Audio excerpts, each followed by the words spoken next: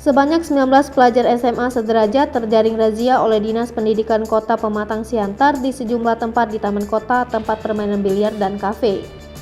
Mereka pun digiring untuk menjalani swab tes antigen dan berlanjut dengan pembinaan. Parahnya, pada saat ditanyai Kepala Dinas Pendidikan Rosmayana Marpaung, seorang pelajar laki-laki justru memberi jawaban yang membentak. Pelajar tersebut pun akhirnya terdiam usai Rosmayana menanyakannya kenapa pada jam pelajaran yang seharusnya ia belajar dari rumah secara daring malah ditemukan di tempat permainan biliar. Pegawai Dinas Pendidikan lainnya juga sempat tersulut emosi lantaran pelajar ini melawan saat ditanyai, bahkan membentak kepala dinas yang notabene adalah orang tua di sekolah. Berkaitan dengan program razia pelajar SMA ini, Rosmayana menjelaskan bahwa mereka melakukan patroli 2 gelombang. Gelombang pertama berhasil mengamankan 5 pelajar dan gelombang kedua 19 pelajar.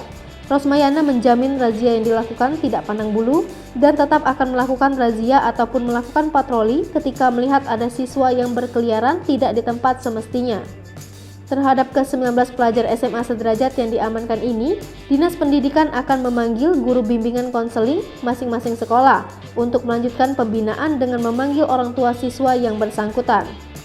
Diketahui, Kota Pematang Siantar sendiri telah dimasukkan ke dalam daerah pelaksana PPKM level 3 berdasarkan Inmendagri nomor 11 tahun 2022 sejak Senin 14 Februari 2022.